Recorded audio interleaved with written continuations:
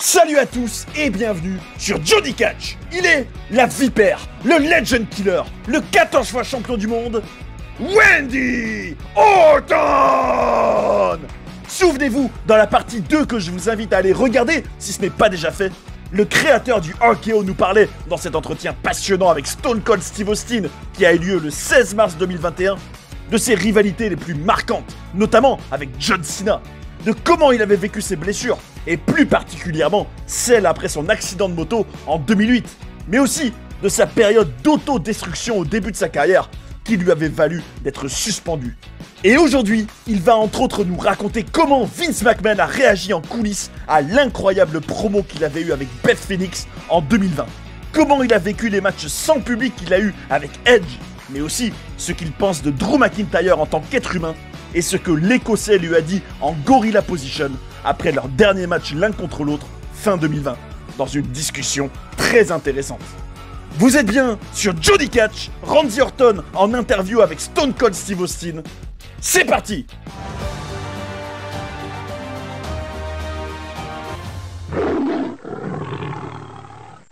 Quand j'ai commencé à travailler avec Vince McMahon, son père voulait qu'il ne soit jamais dans le ring. Et ensuite, il a racheté le territoire à son père et on a commencé à bosser ensemble. Et Vince prenait toujours son temps pour faire les choses. Tout ce qu'il disait ou ce qu'il faisait, il laissait le temps au public pour le digérer.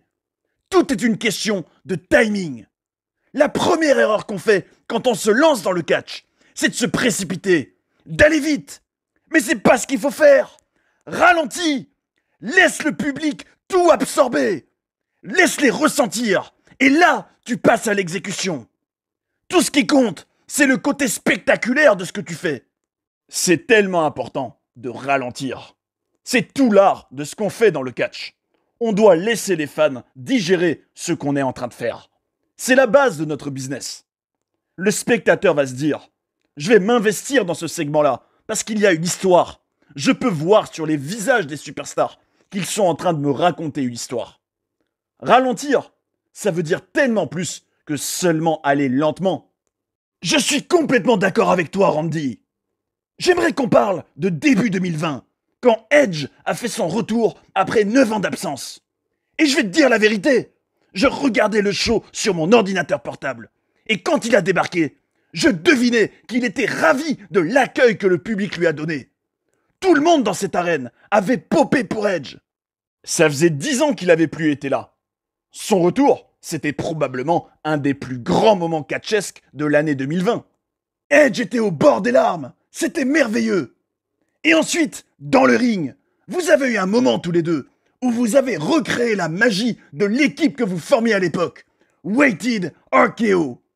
Et c'est vers cette période que j'ai remarqué que tes promos sont devenus meilleurs, de show en show. J'aimerais qu'on parle de cette promo que tu as eue durant cette route vers WrestleMania 36. Avec la femme de Edge, Beth Phoenix. Parle-moi de cette promo. Avant que j'aille dans le ring ce soir-là pour aller faire ma promo, je suis allé voir Vince McMahon à la Gorilla Position en coulisses. Il avait son casque pour le son sur la tête. Il l'a retiré et il devait avoir peut-être 1 minute à me donner, maximum. Et là, je lui ai raconté que j'avais rencontré Edge quand j'avais 19 ans. Je lui ai raconté cette histoire de la vraie vie. Et là, il m'a interrompu et m'a dit « C'est ce que tu dois faire dans ta promo ». C'était la première fois de ma carrière qu'il me disait, alors qu'on est dans son show, d'aller sur le ring et de parler avec mon cœur. La première fois qu'il pensait que c'était ce qu'il fallait faire. C'était ce soir-là, à Brooklyn. Je venais de fracasser le crâne de Edge peu de temps avant avec une chaise. Et je me disais que j'allais parler avec la femme de ce gars. À ce moment-là, j'ai dit à Beth Phoenix que j'ai fait ça pour lui, parce que je l'aime, et j'ai expliqué pourquoi. Il y avait des spectateurs dans le public qui applaudissaient. Ça les avait vraiment touchés. Je savais que je devais mettre plus de cœur dans ce que je disais au micro, et j'avais cette histoire très personnelle avec Edge. Et en tant que père, je pouvais aussi m'identifier à tout ça. J'ai réussi à aller dans le ring et à rentrer dans la tête de tout le monde, à rentrer dans la tête de Beth, à la faire réagir. C'était une réaction réelle. Et qu'est-ce que c'était génial de revenir en coulisses après cette promo et de voir Vince McMahon enlever son casque, ce qui est très rare, se lever de son fauteuil, me serrer la main, me faire un câlin et me dire que c'était un moment qui méritait un Oscar. Comme je t'ai déjà dit, j'ai toujours eu du mal à avoir confiance en moi. J'ai toujours été très critique vis-à-vis de moi-même. Ce que vous voyez à l'écran n'est pas qui je suis vraiment. Et ça, il n'y a que ma femme qui le sait. Ça me demande beaucoup d'efforts pour être à ce niveau-là de promo. Mais ce soir-là, j'étais à fond dedans. Et quand Vince m'a félicité en me disant que j'avais fait une super promo, je me suis dit que j'avais pas le droit de décevoir cet homme maintenant. Pas seulement les fans, mais mon patron. J'ai été son employé pendant plus de la moitié de ma vie. Et me voilà enfin, des années plus tard, au micro, avec Vince qui me dit que ça a été une des meilleures promos de ma carrière. Je savais que désormais, je ne pouvais plus le décevoir. Et je savais aussi que désormais, j'avais la bonne formule au micro pour ressentir ce que je disais. Parce que tant que je vis vraiment ce que je dis, peu importe les mots, peu importe si je me trompe ou si je fais une erreur de prononciation, le reste n'est pas important. Le plus important, c'est d'être sincère. Et ça, le public le ressent. Et ce soir-là, c'était magique. Donc ça te dérange plus maintenant qu'avant je disais que j'étais pas fan de tes promos? Mais par contre, bien sûr, c'est pas la même histoire quand tu fais des promos aussi incroyables que celle-là. On peut dire que tu as exploité tout ton potentiel maintenant. Quand tu me critiquais il y a une dizaine d'années, j'avais tellement de personnes autour de moi qui me faisaient des compliments. Et j'avais ce type qui me disait que j'étais nul au micro. Mais au final, je suis content que tu l'aies dit, parce que j'en avais besoin. Et j'aurais aimé que ça me prenne beaucoup moins longtemps pour réaliser que j'aurais dû t'écouter.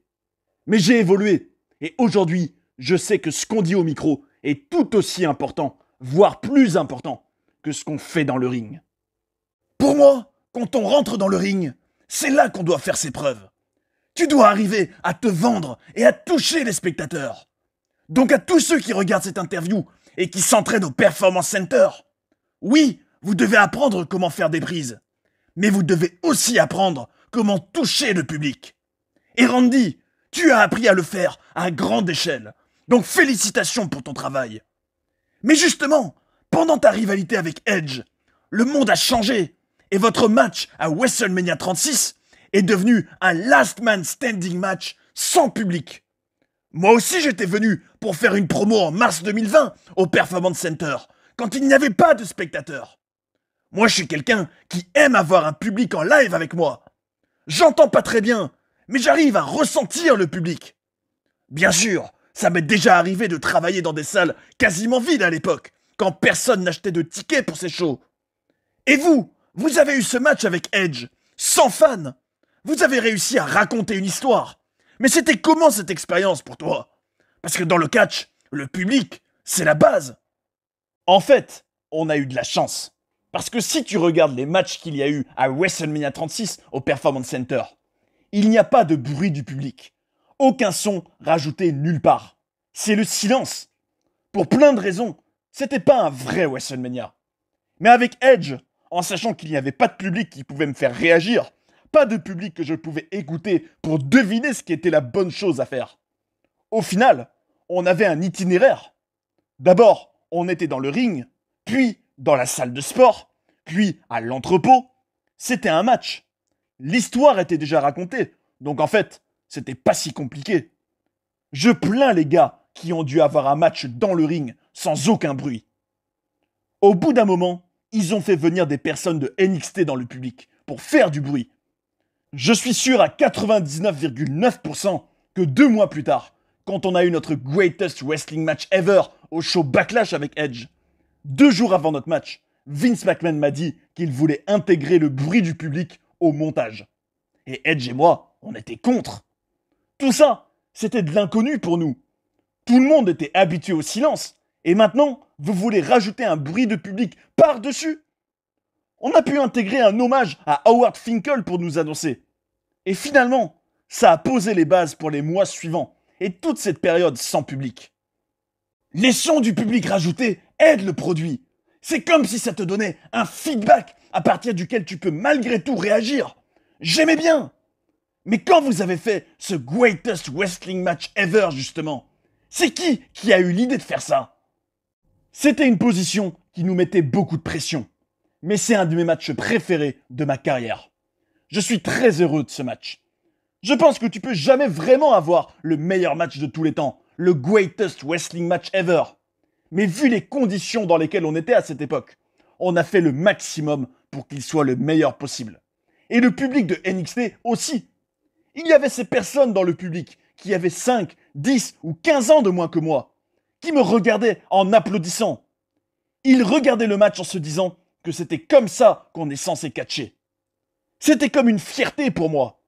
Non seulement avec Edge, on catchait sans public et avec des bruits rajoutés, mais il y avait ce public de NXT, et on se disait qu'on allait leur montrer ce que c'est le catch. C'était comme un cours en fait. Et on a pris notre temps et on en a tiré le meilleur. On avait aussi tous ces angles de caméra, et c'est un de mes matchs préférés. Et une nouvelle fois, moi, je fais ce que je sais faire, mais ce gars, Edge, c'est vraiment un des plus grands de tous les temps. Le bruit du public aide, parce qu'en tant que catcheur, tu cherches toujours une réaction. Mais quand tu as pas cette réaction, ou que le bruit est rajouté au montage, tout ce qui reste, c'est vous deux qui bossez dans le ring. Et c'est tout ce qui compte. J'ai raison ou pas? Oui, tu as raison. Et en même temps, dans ces matchs en pay-per-view qu'on a, je suis maintenant dans une position où je peux prendre 5 ou 10 minutes. Et Vince McMahon me fait confiance pour ça. Et savoir ce qu'il y a de mieux à faire dans le ring, une fois que je suis sur place, dans ce moment précis. Dans ces matchs sans public, ça aide qu'il n'y ait pas ce décompte, comme quand on est à la télévision et qu'on est en direct. Tout ça, ça rentre en jeu. J'aimerais parler de tes matchs et de ta relation avec Drew McIntyre. Qu'est-ce que tu penses de lui? À l'origine, ça m'intéressait pas d'être dans le ring avec Drew. Mais petit à petit, on s'est rapprochés. Et j'ai fini par l'apprécier.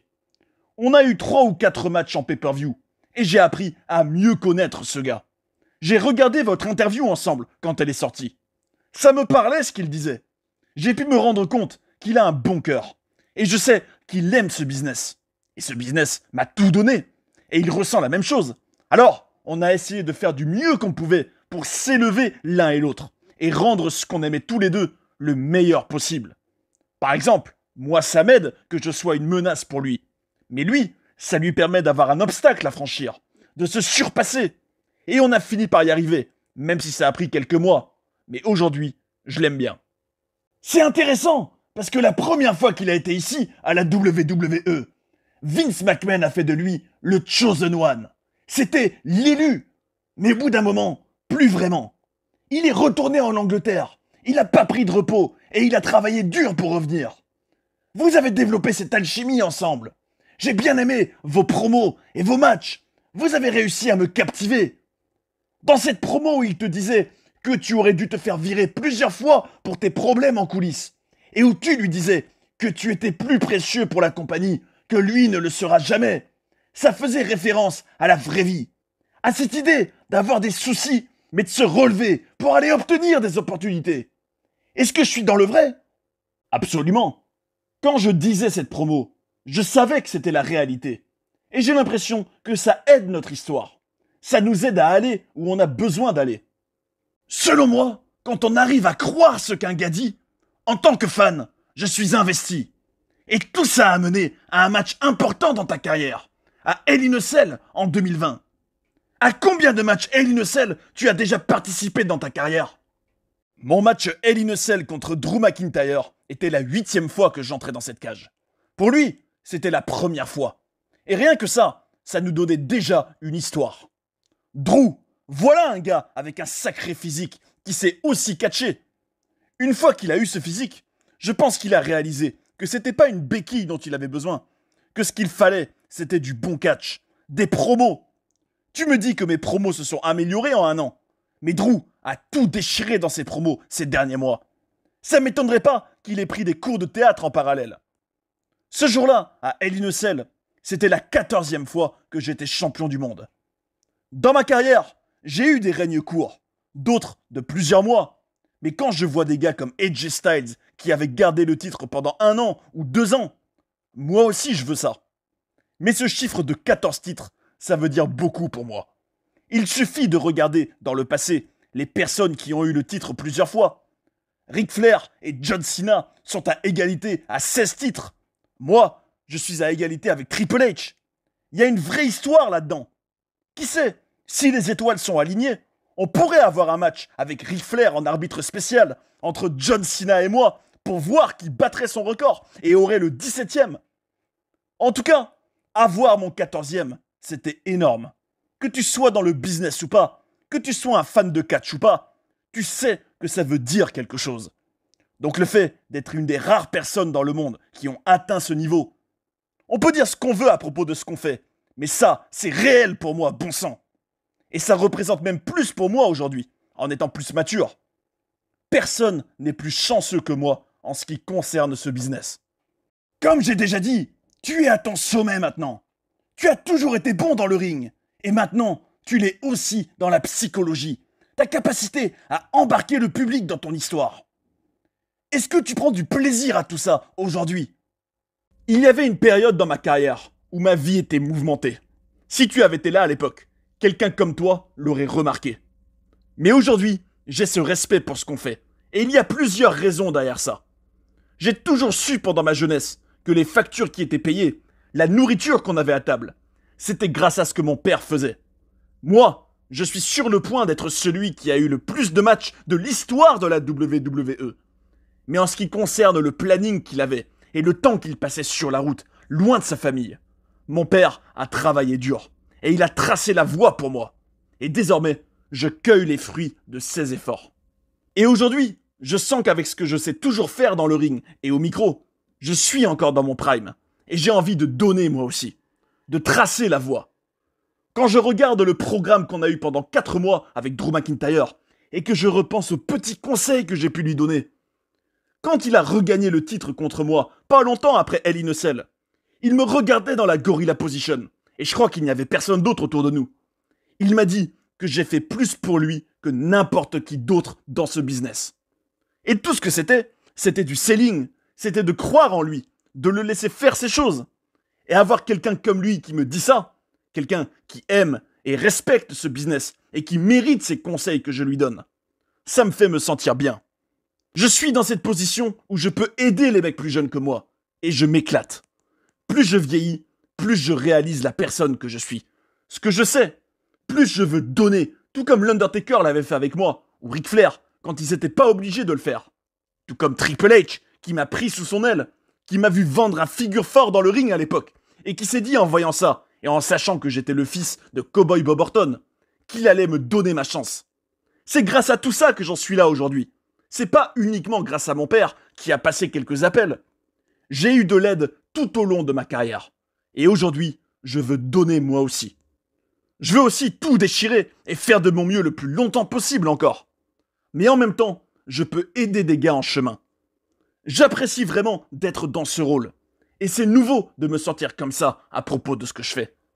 Qui aurait cru il y a 20 ans que tu serais dans la position dans laquelle tu es aujourd'hui? Tu as été choisi pour faire partie du clan Evolution. Et ce clan t'a permis de te préparer pour le niveau suivant, qui étaient tes personnages du Legend Killer, puis de la Vipère, jusqu'au point où tu es aujourd'hui. Mais tu as aussi évolué en tant qu'être humain, en devenant ce leader dans le vestiaire. Clairement, à l'époque, tu n'aurais jamais cru que tu serais un jour dans cette position.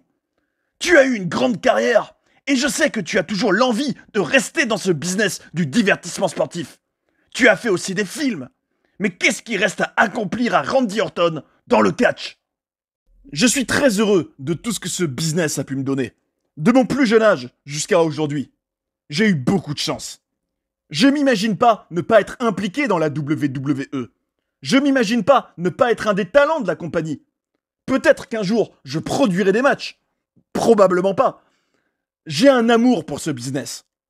Mon plaisir ces prochains temps viendra du fait de pouvoir donner. De me prendre des prises de la part d'un gamin de 20 ans et de lui donner quelque chose.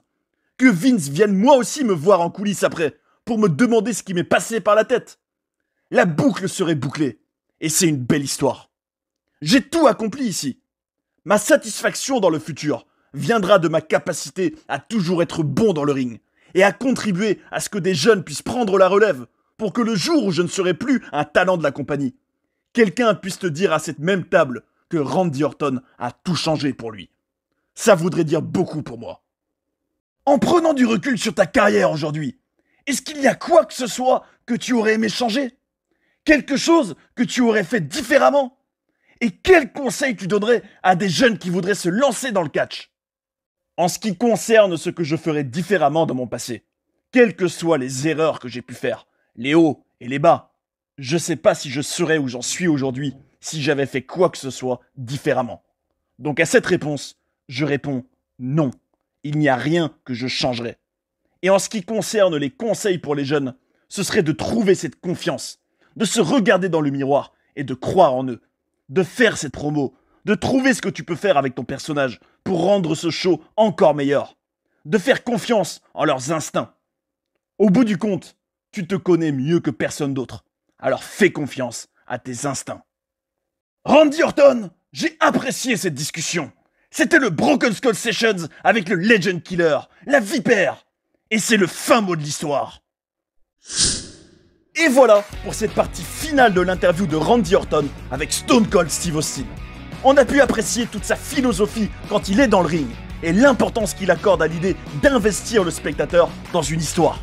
Son regard sur sa progression dans ses promos, même si on peut malgré tout faire remarquer que celle qu'il faisait quand il était un heel psychopathe était bien meilleure qu'il a l'air de le penser. C'est aussi beau de voir son évolution en tant qu'être humain, et qu'aujourd'hui, après avoir été aidé toute sa carrière par des vétérans, ce soit lui qui aide ses collègues. On peut vraiment dire que la boucle est bouclée, et qu'il a marqué de son empreinte le monde du catch. Après avoir écouté ce bel entretien du seul et unique Randy Orton, j'ai une question à vous poser. Quelle interview de superstar vous aimeriez qu'on traduise? Dites-nous ce que vous en pensez, ce sera un plaisir de lire vos commentaires et de partager nos idées ensemble, parce que c'est le catch comme on l'aime. Si vous aussi, l'évolution de Randy Orton vous impressionne, explosez-moi la barre de like, partagez la vidéo et abonnez-vous pour ne pas rater les prochaines, c'est le meilleur soutien pour la chaîne. Merci beaucoup à ceux qui l'ont fait et à ceux qui le feront, on est ensemble. Prenez soin des vôtres et à bientôt sur Johnny Catch.